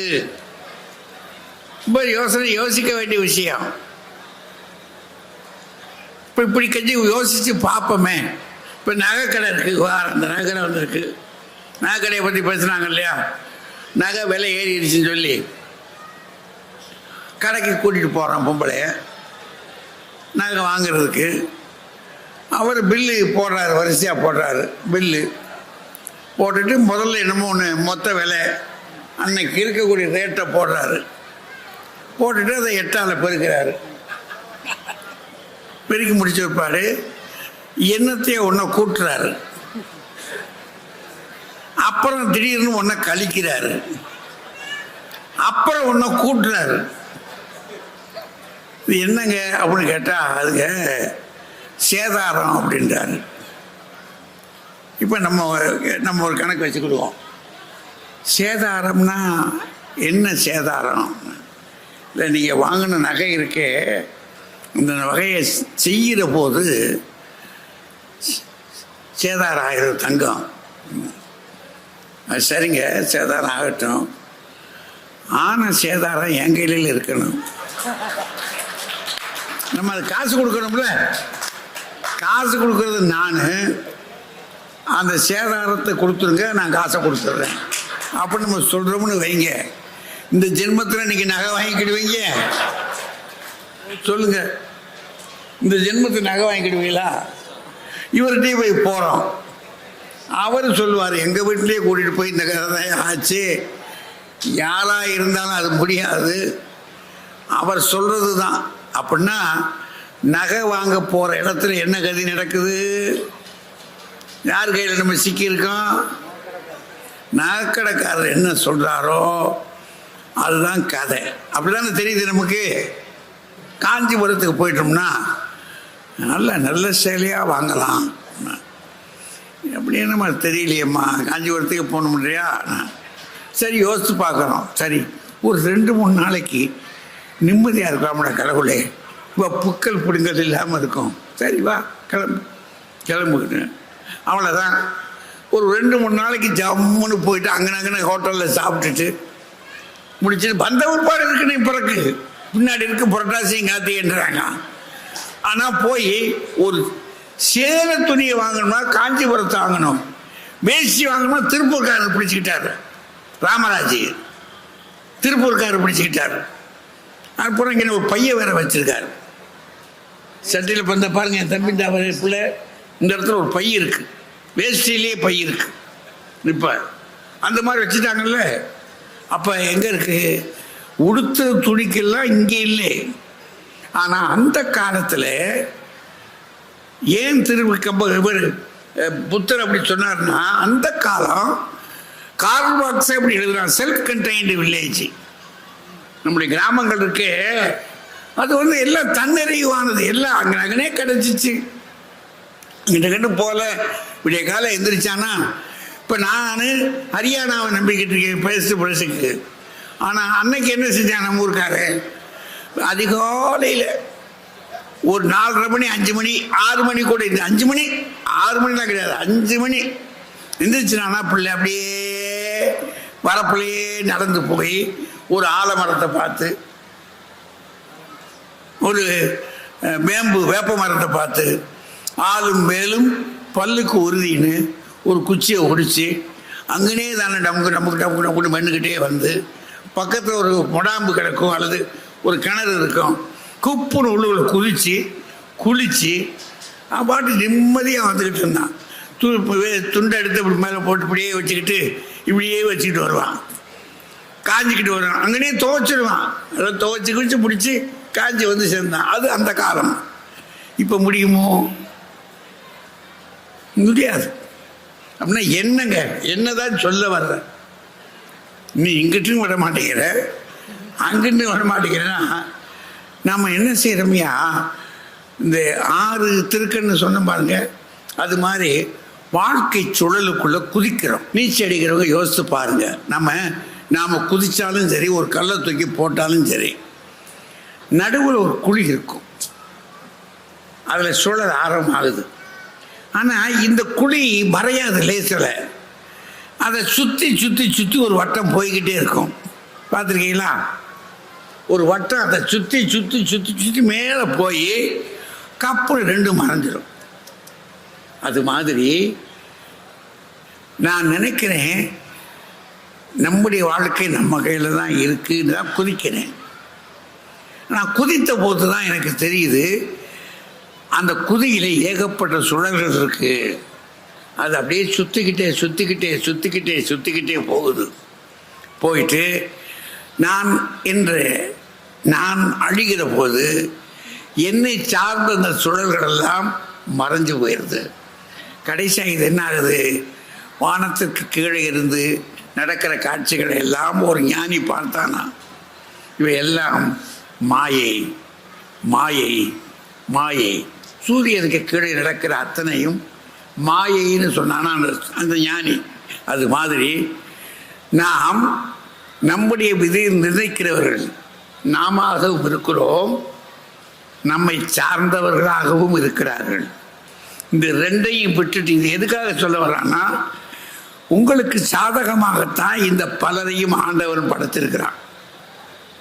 இறைவனுடைய படைப்பில் நாம் இத்தனை பேரும் சுற்றி இருக்கிறாங்க.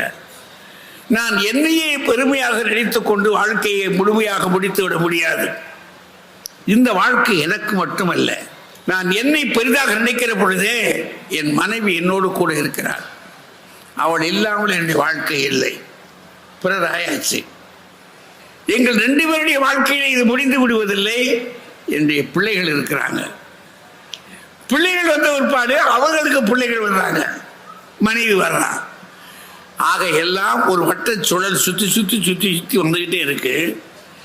நம் விதியை நிர்ணயிக்கிறவர்கள் நாமவும் இருக்கிறோம், பிறராகவும் நம்மோடு கூட இருக்கிறார்கள். ஆகவே ஒருகை ஓசை ஒரு நாளும் ஒலிப்பதில்லை, இருகை ஓசை தான் ஒலிக்கும். அதனால பெரியோர்களே, நாம் பக்கத்து வீட்டாரை பார்த்து அவர்கள் துன்பத்திற்காக இறக்கப்படுவோம். பக்கத்து இருப்பவன் துன்பத்தை பார்த்து அழுகிறவன் புண்ணிய மூர்த்தி என்று பாரதி சொல்லுவான். புண்ணிய மூர்த்தியாக இருப்போம். நாம் சுயநலவாதிகளாக இல்லாமல் புறநிலையும் சேர்த்து வாழுகிற மக்களாக வாழ்வோம் என்று கூறி, இந்த நிகழ்ச்சி இத்தனை திறமையாக இருந்த கேட்ட உங்கள் அத்தனை பேருக்கும், இந்த புத்தக திருவிழாவை நடத்துகின்ற அத்தனை பெரிய மனிதர்களுக்கும் வாழ்த்தும் வணக்கமும் கூறி நன்றி கூறி விடைபெறுகிறேன். வணக்கம்.